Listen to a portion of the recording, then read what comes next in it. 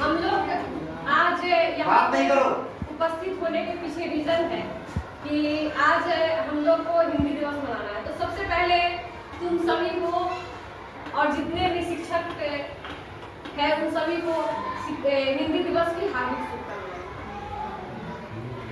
जब हमारा देश 1947 में आजाद हुआ तो सामने एक सार्थक समस्या आ गई कि हमारा जो मातृ जो टोन होना चाहिए, मदर लैंग्वेज होना चाहिए, वो क्या होना चाहिए। तो इस पर काफी मंथन किया गया कि क्या होना चाहिए भाई, क्योंकि हमारा जो देश है वो बहुभाषी है और हर एक अलग अलग क्षेत्र में अलग अलग भाषा है।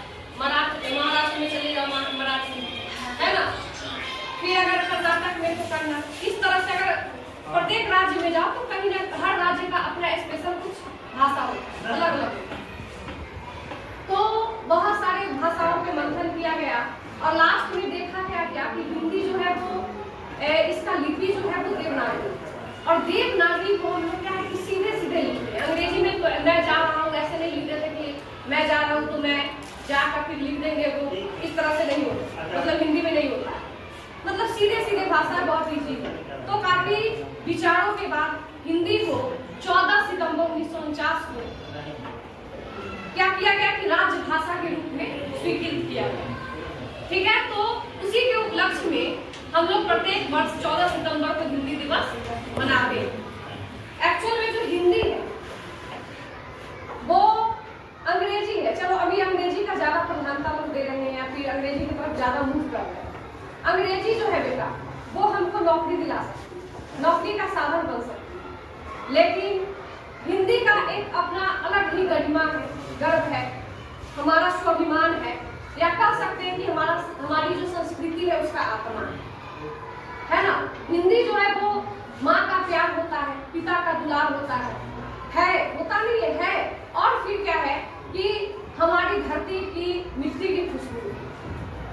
बहुत सारी भाषाओं को हम इसलिए अपने मतलब कि आराम से उसको रख नहीं सकते हैं सहज भाषा में, मतलब सहज शब्दों में, बट हम लोग क्या कर सकते हैं कि हिंदी का ज्यों कहते हैं हम लोग जमीन पे उतार सकते हैं, उसको लिखना आसान।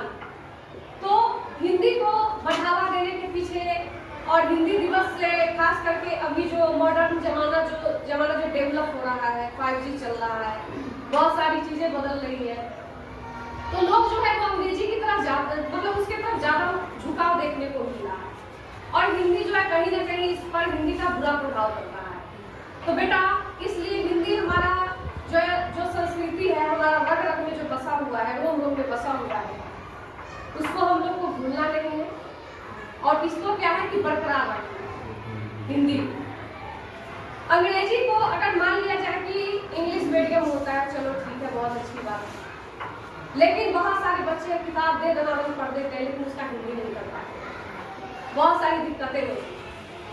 ठीक है, तो हिंदी जो है हमारा वो राज्य भाषा है, ठीक है, क्योंकि राज्य भाषा इसलिए घोषित किया गया क्योंकि हमारा कंट्री जो है वो कैसा है, बहुभाषी। कितना 28 टोटल जिले राज्य है और 28 राज्यों में अलग अलग भाषा है।